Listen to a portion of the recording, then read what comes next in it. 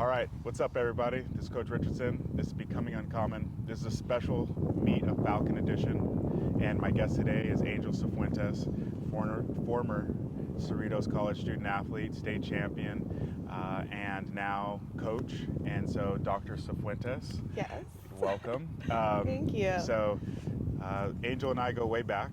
She was her second year here at Cerritos, was my first year coaching here at Cerritos, and she was a hard nut to crack.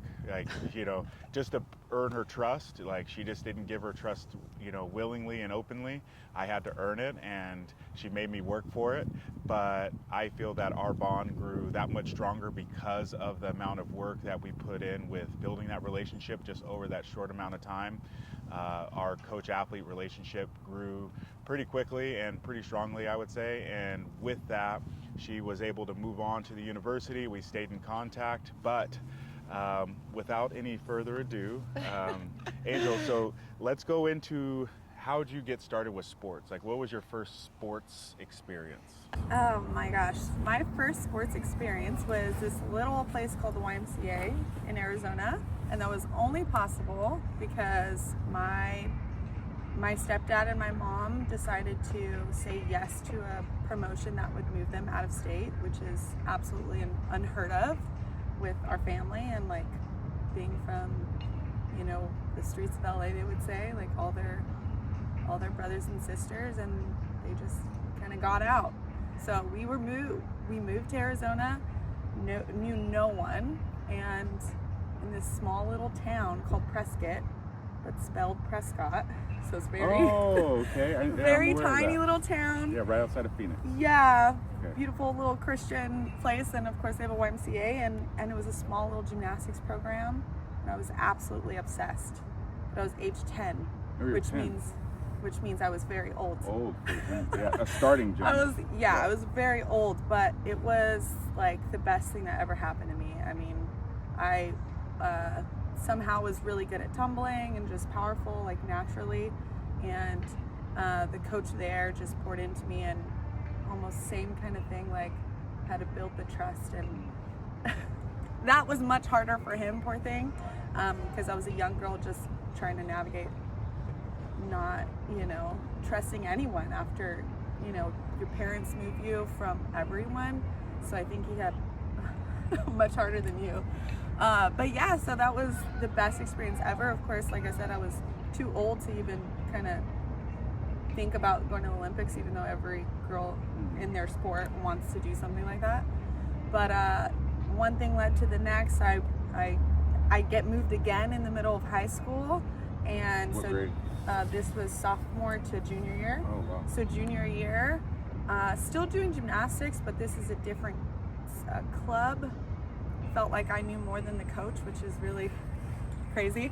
But it was a great, little place that I still try to finish up my passion. I love gymnastics so much. And then made new friends. They were kind of like the jocks, like girls and boys, and they all had their kind of thing to get into the next sport. Like, so they weren't just one sport. So most of them also did track. And so I was, at some point by senior year, friends enough to like be pulled to like, oh, let's go to the tryouts. And I was able to run enough, like with a little bit of speed from, I guess, vault and stuff. So somehow I was kind of good at that level where there was no real coach, football coach trying to be a track coach over there. And yeah, everything in my life, I feel like, especially with sports, just kind of stumbled into the next thing, like coincidentally just opened the door to the next thing. My mom forced me and pushed me to go to college, which sounds crazy to me now, but she was like, you have to do something with the why aren't you, You didn't have any plans? Well, I think it's just like location wise, I didn't know. My mom was kind of hesitant for me to come back to LA. But my stepdad was like, there's more opportunity. Why would you ever get stuck down there? Because we had moved back to California, but down south. Yeah. What city? El Centro. El Centro. Yeah, if anybody knows that little city down there.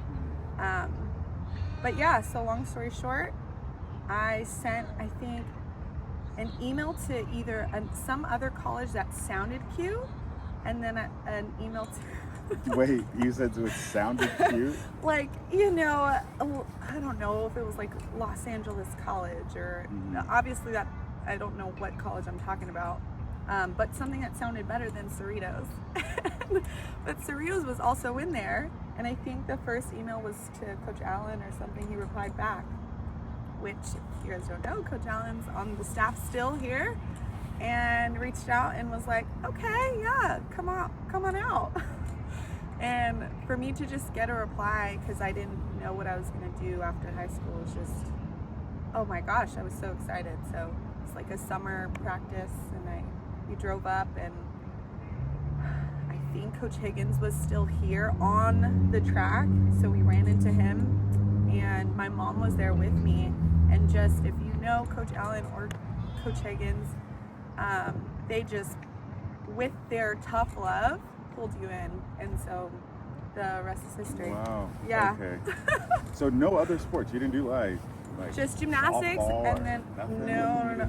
Well, like church, Okay. softball. Like, I felt like I've always said this. I feel like gymnastics just makes you an all-around like good athlete. It's just the athleticism that creates it. Just I probably would have been fairly okay with in anything.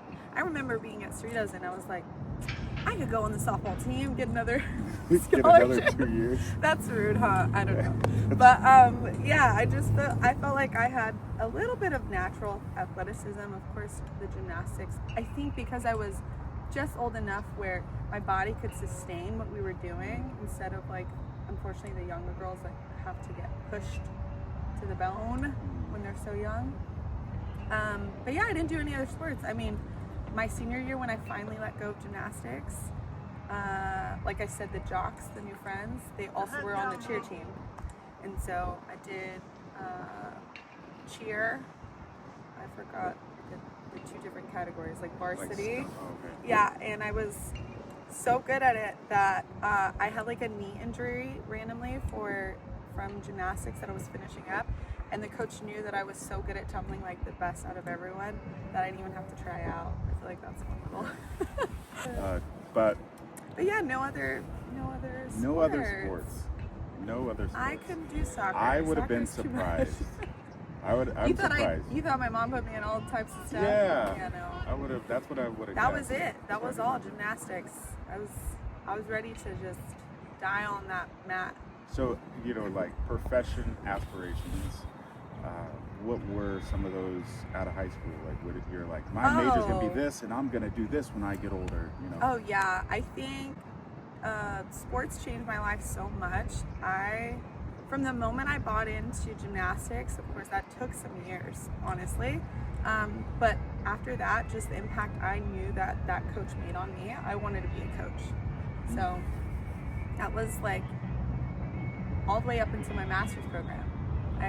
My master's in sports pedagogy, so that's mainly coaches and teachers. So I was kind of split. I think even before sports, so when I was younger, I'll be a teacher. So those were two of my main things on my mind. Thinking about being a doctor, a chiropractor, was just God that, you know, life happened in the middle of my master's program. So very, very last minute. So that wasn't even, I didn't even know who or what a chiropractor was before Coach Rich, because I had like a carpal tunnel thing and I couldn't even pick up a shot put from one day to the next. And he was like, oh, I know a great guy. Yeah. Let's go see him. And this awesome chiropractor didn't even adjust me. He just did like myofascial release and healed me. I was like so stunned. Like magic? Magic. And so in the middle of my master's program, I was thinking, it's interesting because it was actually a personal thing that happened in that time that shifted my brain. Like, I've been holding back this whole time. Like, what do I actually want to do?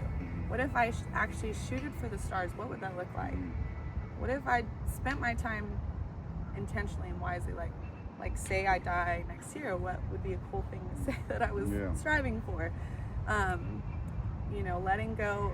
Like I said, it was a personal relationship thing that ended, and I felt like I could see like, oh, I've been wasting my time thinking, this guy was gonna, be worth the time. And so, yeah, then I looked at how much it cost to go to chiropractic school, and I was like, yeah, that's a little too crazy.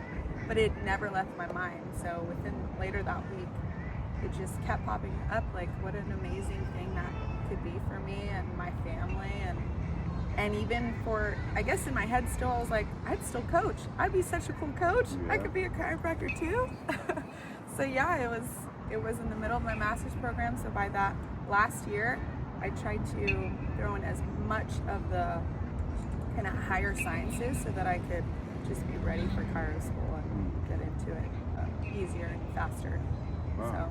So, okay. Yeah. So there was no like accountant or like I'm gonna be No, I don't love math. Yeah. you know what I mean, like, or Something else that like brought in money and stuff.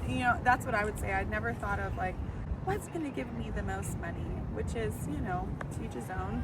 But I think because of the type of empathetic person I am, it's just like, I know I'd get burnt out from that so quickly. Like that wouldn't, even studying for whatever that is, I wouldn't want to, I wouldn't last. Yeah. So I would want to be excited to show up, thinking about practice when I was a kid, all the way up to Cerritos, I was freaking excited. Like, even though I was tired, even like, we see these kids out here just dead tired, but we're excited to be here and, what's next? Give me more. So I felt like that's what I wanted in a career, like excited to be there, even when I'm tired. So. Yeah, so a lot of your track and field, intense track and field experience started at Cerritos, so very new. So with Cerritos being like your primary experience with track and field, yes. If you were to go back, what would you do differently? Specifically at Cerritos. What would I do differently? I don't know, maybe, well, I didn't know anything before Cerritos, like you said, and we laugh about, at that time there was no multi-coach, so we had to, you make it the best that you can. Honestly, like, are you talking about sports-wise or just school-wise? Yeah, school. I mean, looking back now, you have perspective professional. now. Like, yeah, as a professional. You've seen the sport, you've seen your academic and your professional pursuits. Yeah, I would say focus more on school, and not a lot of people are gonna enjoy that answer, but get exposed to other things in school, or other professions. Like I'm a huge advocate of internships now, where maybe I'd probably try to spend my time there. I think a lot of kids can relate, especially in junior college. Like, home's not the best to just sit around and hang out, or even like the group of friends that try to stay around and almost weigh you down and not keep you focused. It's like, what else could you be doing? So this was an amazing thing, but what else could I have been doing? Maybe seeing some clubs on campus, or getting more involved in school. I think that would have been fun, because I see the benefits now of like just diving into your school, because it's actually really easy. Yeah. We just it's just baby steps, so you think it's hard at the time, but I would have wanted to spend more time not just sitting around at home and in the dysfunction or the chaos, because sometimes it was that. So I'd probably like maybe see if there's internships and stuff like that. So I'm gonna get your perspective on this. Like, I tell people, and I'm a big advocate of try, because sometimes it feels like a lot. Like, I gotta be a perfect student. I gotta be the best athlete. Right. I gotta do this at home. I have my friends and my relationships and other things. Like, maybe how do I get ready to get a job later? And it's a lot, but you have to go through that. You're gonna fail. You're gonna fall short. You're not gonna be everything to everyone all the time. But it's going to build your capacity to handle things. And I feel that because I threw myself in a lot of stuff early on, especially doing the decathlon and the combined events, is that now when I get into like real life adulthood, like my cup and my capacity is probably higher than most of my peers. Right. Yep. And so where do you stand on that? What comes to my mind is just what the hep taught me, and it, you know, I'm sure you know that it taught me that is like, it's okay to like just get your head above the water, and like that's enough sometimes. It's, you know, just paddle. It doesn't have to be like, oh, I'm conquering this wave. Like, just be, you know, you don't have to strive for the 100 and 10%. So I wasn't terrible at school, but just, you know, to show up. I think when I first came back, I was like, these kids don't know, it's just about showing up. And like, okay, this door has opened, maybe this internship has been offered, and you're like, oh, well, I have track, I have this, I have that. And so that's where you feel like you're gonna be drowning. But what if you just paddle here for a little bit, commit an hour a week or whatever, right? So I think that's the biggest misconception, is that it has to be 100%. That's unrealistic anywhere. Maybe like that day, hey, it's all been track and I have nothing else for nobody else. Yeah. Those are the days like that. And then tomorrow's just family. Yeah, just like prioritizing. Because I was thinking like the concept of being overwhelmed, and even going deeper, I'm noticing a lot of our student athletes are trying to run away from the concept of being overwhelmed. Yeah. And it seems like you're saying, go ahead and lean into it. Oh, 100%. And I think what's really hard for these kids is, the reality is they've grown up with a different level of dopamine that's just right there. And it's just being able to say that, you know, life doesn't have to be so high intensity. It doesn't have to be, you can just be there. What if you just showed up, like I said, like actually just Who knows literally, what happened? yeah, you actually just be a fly on the wall. And I think that's what was so cool about just how you progress into chiro school as well, is that you're forced to be a fly on the wall. Like, you are overwhelmed actually, but then they say, it's okay, but you're gonna stand here still and listen, observe, and like, that's enough. So like, not being, you know, not letting that fear stop you. I think at the end of the day, you don't really know until you're there. So how about you just step through the door, don't overcommit, just say, hey, yeah, I'll make it, and I'll be in the corner. Yeah, observe, whatever that may be. But yeah, I think it's definitely always just be open and say yes. And I think we get a lot from our phone, and we're just overstimulated, that of course we're gonna feel like I'm up here, there's no more, I can't take any more. So that's a whole different story to get into, is, you know, feeling overstimulated, and how our technology and our life has evolved within just the past 2 years, honestly. Yeah, I think just showing up and being okay, and not having expectations, and not comparing yourself. That, like, yeah, not having to feel like, oh my gosh, this person's showing up like that and I have to be like that. I think that was the biggest thing that I had to work through when I started working with you here, because I had an amazing training partner, and the comparison, it was always on my mind. But how silly of me would that have been to like let it stop me? I think I had to remind myself every single day that what a beautiful thing I have, someone pulling me. You know, I have someone to reach for, and like I have someone to work with. And so never just buying into the comparison, and just still showing up how you can. Yeah. Where do you think you learned or got comfortable with the concept of being overwhelmed is not necessarily a negative thing? Because I feel like that's like a learned thing. Well, you know, because you talk about chiropractic school, like it almost forces you to kind of have that experience. But I don't know the first time, because honestly, what I've learned now and know now is that stress is a good thing you know, I know there's like a TED Talk, like it reminds you that you're alive, and it's, Yeah. you know, it's like that stress. It's and I think what I also know now is that overwhelm is your body and your mind just knowing that that's outside of your comfort zone and you're not used to it. And so I know now, being a chiropractor, how smart your body is to protect you. And it's the best thing that it's doing is trying to keep you in survival mode and making sure that around that corner there's no bear, because we don't know. So it's just gonna scare you into not taking that risk or that next step because it's outside of your comfort zone. So I think, I'm not sure when I learned that.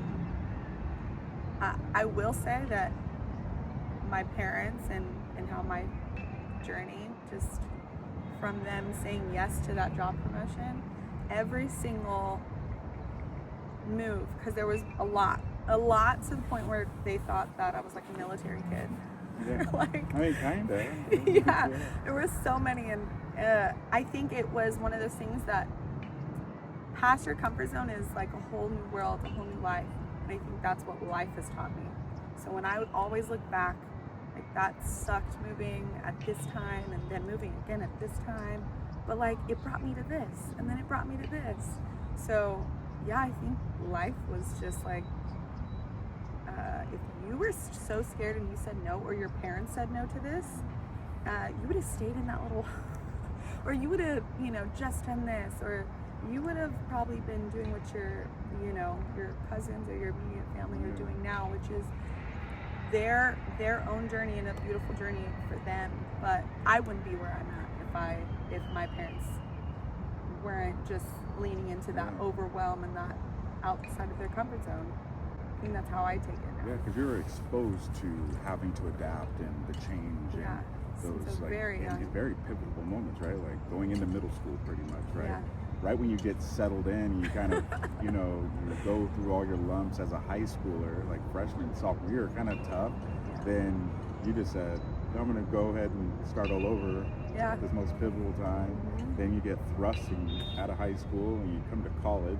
Don't know anybody. It's maybe my similar into city, but legitimately one of the, like a high profile track and field program. yeah, I had no idea.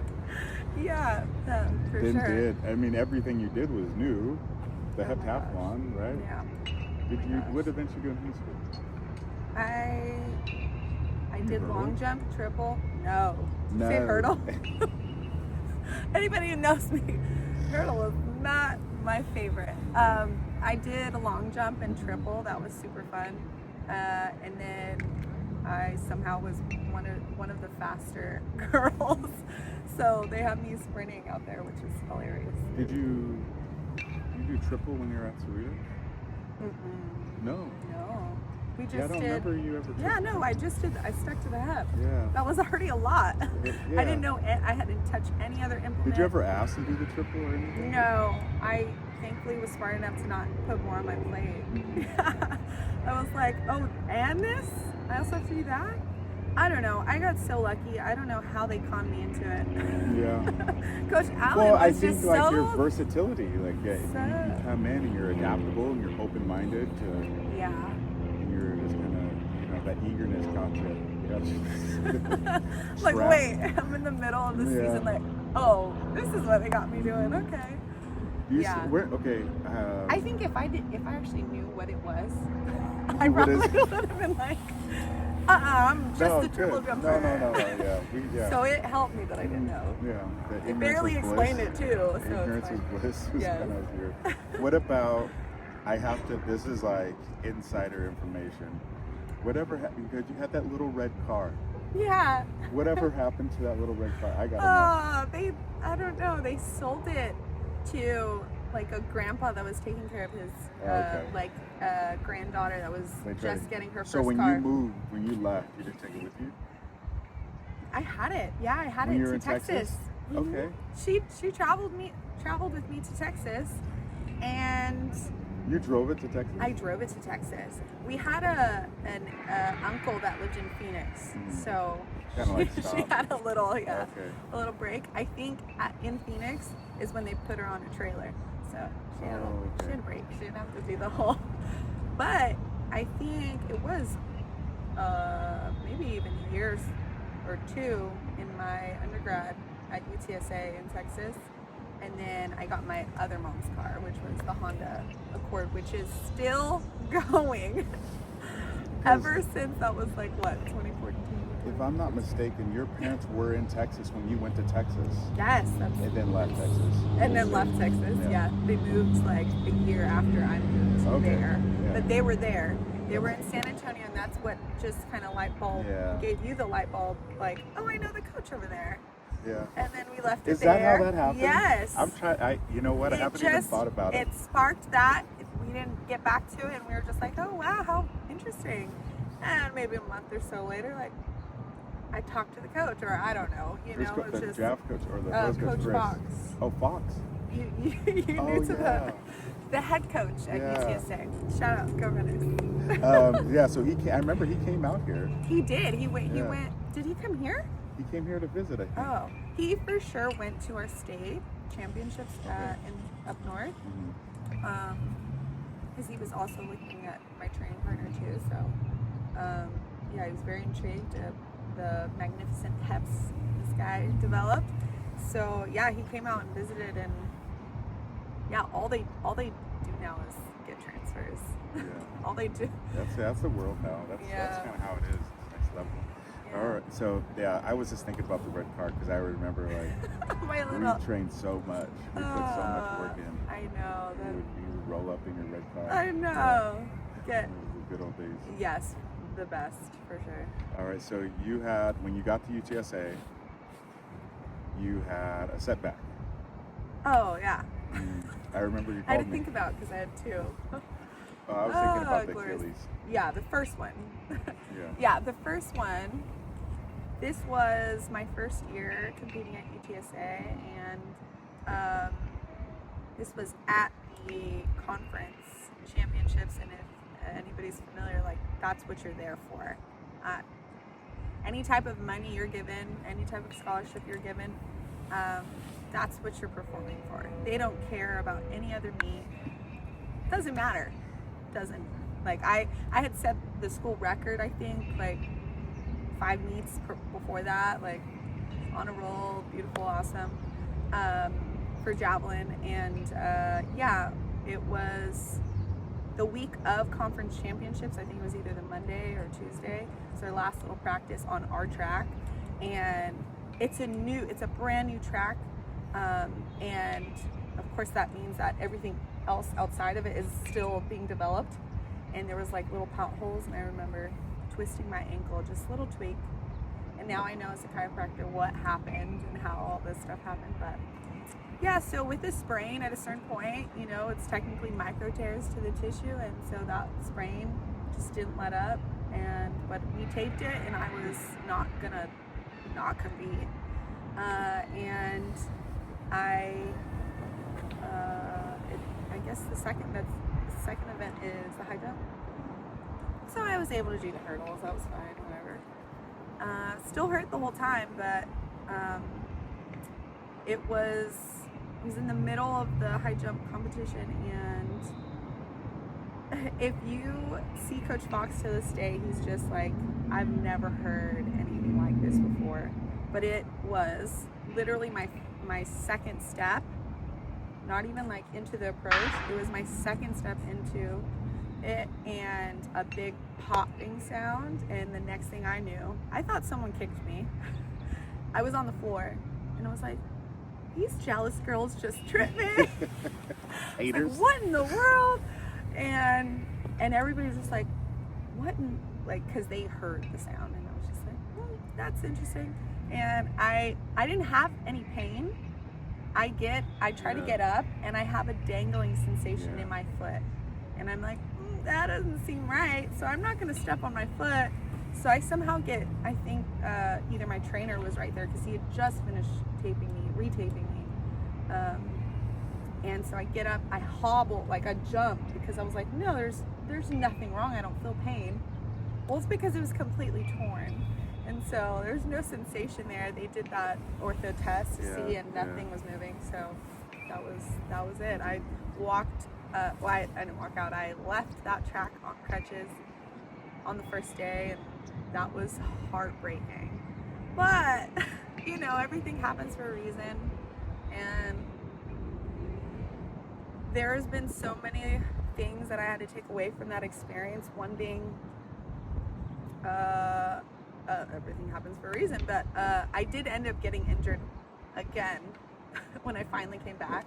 I had another year given to me called the red shirt year, which was great for me because, you know, more paid things.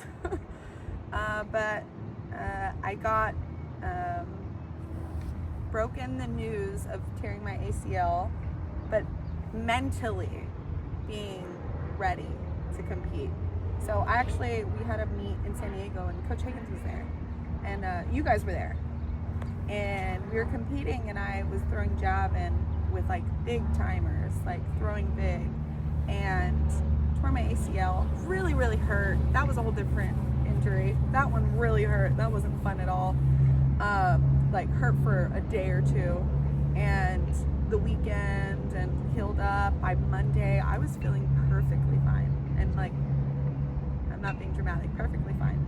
So when you're mentally in a place like, I'm okay, and I had this different trainer, a whole different trainer that I don't think they had in their program, like any like psychology classes.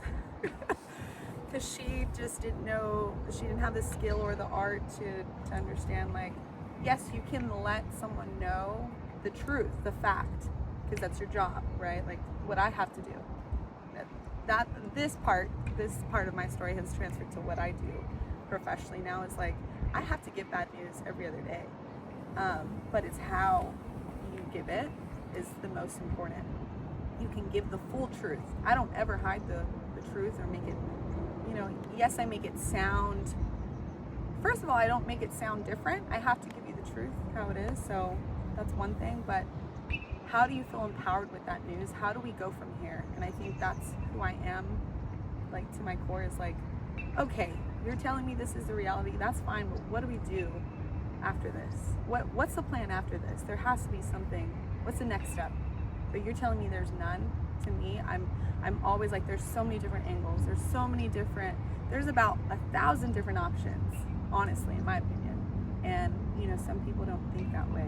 And I think just my journey, like going to JUCO, you know, you get taught, first of all, going to high school, you think only going to a university is your only option. It's like, no, there's 1,000 different ways you can make anything happen, anything. So I kind of didn't finish the story, but this athletic trainer didn't give any type of empathy. She just like cracked my bubble and popped it and said, no, it is actually torn. And the way that like she didn't have any other information, now we know, I'm sure you know, is there's a lot of people that compete with torn ACLs. They just have the braces. There's actually like, I think our female record holder in jav, she threw with a torn ACL too. It's like, my whole world was actually shattered at that point. I thought the Achilles was hard, but like your last, you know, year to compete for this school that you were going to do all these things, and this was your last opportunity, like that was super hard. So that kind of changed my life on how I deliver news. I didn't know at that point I would have to deliver news ever, like on a daily basis, but that's how I make sure my patients feel empowered. I don't ever leave them hanging with, yes, the truth, yes, the fact of their injury, their disease, their condition, but what do you do with that information? How do you live life after this? And the truth is, everybody does. So how do I help this patient after this news? Like that's why you're there. Anybody could read results. Yeah. Like that's why humans deliver, you know, results, is because then use our brain to say, here are your different options, here are your different steps. So yeah, that was definitely not, you know, if anybody was to put stories out and say, yeah, this is what happens when you transfer and you get the money and it all sounds good, this is your plans and goals for what school's gonna look like. Mine was a story that finished probably like the saddest and ugliest, but it was still, I believe, the best thing and still the biggest blessing of my life. So it's all about how you look at it, and it's taught me, reminded me, just there's still things after that. It's gonna help you in some way. Yeah. That's why I think, like, when I conceptualize the idea of becoming uncommon, again, it's like almost human nature to think that our plan, it's going to work out, it has to go like this, and it has to, these steps have to happen, we're going to hit these milestones. But I don't know anybody successful that could say, oh yeah, it just went, maybe things did happen, but the way we think it's going to occur, the twists and turns, like that's where life is. I think that's where we learn. That's who we find out who we are. Right. I was actually talking to one of our cross-country young ladies about finding her why, because I could tell she's very talented, she has a lot of things going on, but we have to go down and really dig deep about our why. And for you, like I don't, just having known your story, you never gave yourself an out. You're like, I'm competing in gymnastics, this is what I'm doing. I'm competing as a heptathlete, this is what I'm doing. And there was no, well, maybe I could fall back and make it. Like, there was no fallback. No. And it's tough, it's hard. And I think you're, you know, a great example of persevering, you know, going through twists and turns and channeling your inner drive.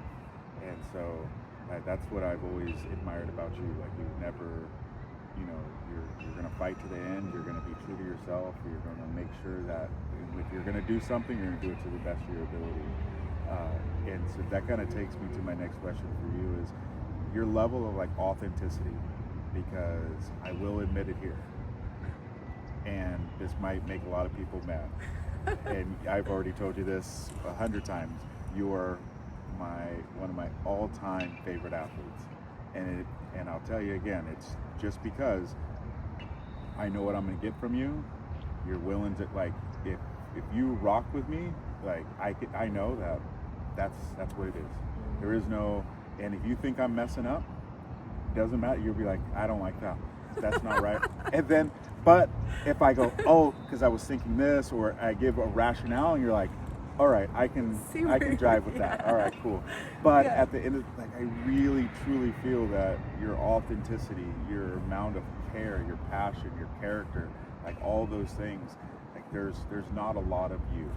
And so that's why I've always made it a point to connect with you, and I'll hit you up on random days. I remember, you know, sometimes though I was always surprised about where you were when I hit you up. That was fun. But like I said, you know, you've always been one of my favorites. You continue to, you know, make me proud, and always excited to kind of be able to connect with you. But where, like, going to your authenticity, where do you think you can get it from? Because I know we all are human, we struggle with things, but what would you say? The first thing that pops in my mind is my mom. There's no room to not, whether that's giving it your all or just being honest. Oh my gosh, she's just one of the realest people that I know. I feel like that's such a corny answer, but just the way that we talked about it just recently, like probably the first time, is that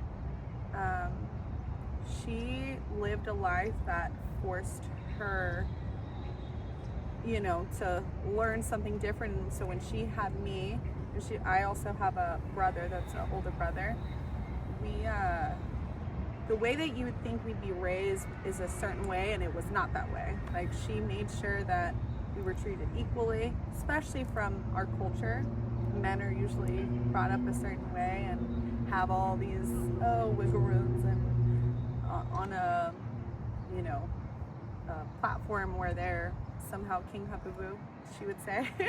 But she just taught me, you know, you've worked, you show up, you know, you've worked for this.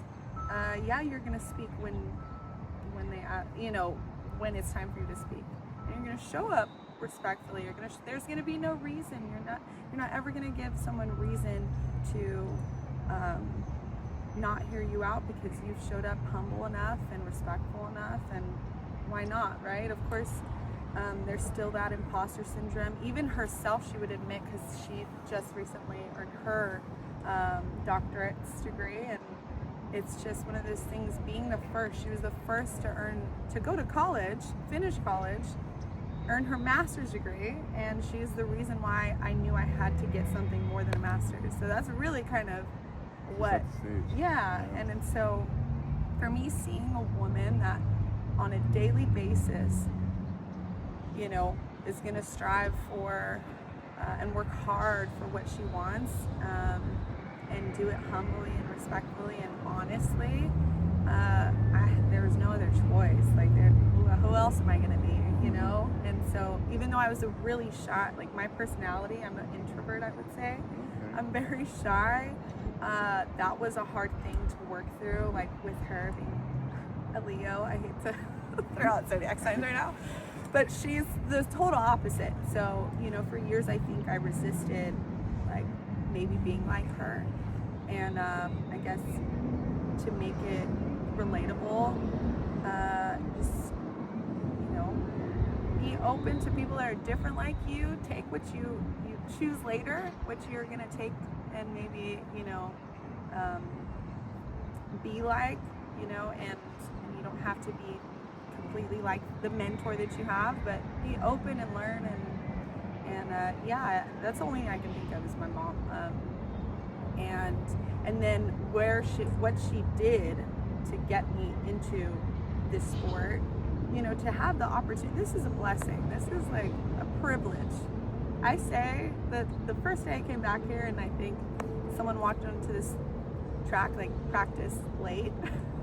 I'm like, this is a privilege. So my whole perspective on this is, since the beginning, has been what an absolute privilege to have fun. Like, yeah, it's hard, but it's fun. And right now I could be out there having 2 jobs and trying to work hard for 5 other people and trying to keep a house together. And I am blessed enough to be, and supported enough to just pour into my school at that time, pour into this sport. There's no reason why I'm not going to try to give 100%. So that's the main, I don't know any other answer. All right. No, I love it because you know, we all, you know, have different influences. Yeah. And how we take information from those influences and experiences I always find that interesting. Yeah. Okay, so what we're going to wrap up with is we have our first annual alumni Falcon. Oh my gosh, I've heard. Yes. Isn't that crazy, the first? The first. Oh, my mind's blown. Like, we have so first? many. Like, I mean, I can go all day on all the different alumni from so far back. Yeah, oh my gosh. Even old heads like me, right? It's like, I'm trying. Oh yeah. And I'm pulling people and trying to get them to come. You know, some of the things that I'm going to be announcing coming soon is that we're going to do our first track and field Hall of Fame. Like, Cute. so Ashley Whitney, Awesome. Doug Wells, Yes. and Coach Gigi, Coach Gary Goddad. yeah. Those are going to be some of Oh my our gosh. first fellow inductees, because we're bringing in Amir Webb as well. Oh, so that's awesome. the former Olympians and past Yes. track coaches. I feel so cool because I actually know most of those people that you, Yeah. like, I actually seen them, met them in person. Yeah. How crazy. Yeah, So cool. that's what we want to. That's what we want to do. awesome. And a couple things I have on the horizon, or at least I have the aspiration to do this, is that I want to connect the level of mentorship. So bring a few select former or current Cerritos student athletes and connect them with former. Awesome. Yeah. I want to make sure that, like, I really was thinking of this when we first kind of put the concept together, is that when you're distance, you're with your distance crew. right? And throwers with the throwers. Yeah. But that thrower might become a real estate person. That Right. distance person might become a real estate person. Yes. And they might have never really understood or crossed Yep. paths. Mhm. And so, like, there's so many different professions, and I think in our current society, in our world, I think it's so important because this is a pivotal moment. Yeah, a lot of people transfer, move on, do their lives, but this was a pivotal moment for Yes. most. Yeah. And so to be able to reconnect, I think is going to be a lot of fun. Oh, I think that's I'm so sad that I didn't even know, but yeah, that this is the first year that we're even doing that. But I don't know why this popped in my head, but like the network that is there that other schools are aware of, and they keep that like going. It just takes a little bit of upkeep, but graduating UTSA, if you had nothing going for you, if you were like, oh yeah, I'm graduating tomorrow, right? And some kids were like that, like I don't know what I want to do. There were certain businesses, for example, Enterprise, that literally, if you had just one thing on that resume, which was you're a student athlete, former student athlete, you had the job right away. And it's just one of those things, is like what sports teaches you, especially being at this level. It's just, there's skill in that. There is, it forms things in you, in your character, that means something to other people. And, we know that. Yeah. People in this know that, and it's just up to us to like run with it and kind of make it as much as we can, make the most out of it. Yeah. So yeah, definitely. I mean, for me, I even thought, when it comes to these kids that are still here, it's like the internships that could be happening from that. Yeah. So people that already have the businesses, that already have the professional connections to, come and observe. And like I said, I think just for my profession, being able to just sit in the room, you can gain a lot from that. And maybe other people are unaware, like, that's all I got to do is just be in the room. Yeah.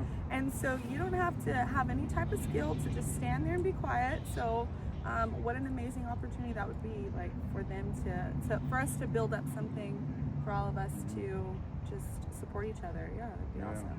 So, all right. Very cool. We have our Falcon Gala. So who are 3 people that must come? I need 3 that... Like names? I need you to call them out. Oh, I gotta know first and last name? You got nicknames? Nah. You got nicknames? Okay, the first one that popped in my... Oh, wait, what's his name? I forgot his name. Munir, do you remember Munir? Oh, yeah, Munir Kassé, yeah. Yeah, last I heard he was a coach out here. And what else? There is, I didn't know I was going to get put on the spot. Coach Erin is going to be there anyway, so she can't be one. There's Khadijah. She's a real estate. Khadijah Hall. Yes, Khadijah Hall. Yep. See, look at that. Okay, cute. Yeah. Was that my 3? No. You got one more. Hassan's already going to be there? Yeah. Is that the name? Yeah, I guess. All right, Hassan, you got to go. All right, that's good. I'm going to hilarious. make sure I tag him on that one. But other than that, this is the first edition of my catching up with Dr. Angel Sifuentes. And again, being uncommon, a lot of twists and turns, but coming from a former Falcon, we have to really look back and appreciate our moments, appreciate our opportunities, and make the most of them no matter what happens throughout the end of the day. We're going to be able to take advantage of it, make the most of everything we're given. So, Thank you for having me. yes, all right.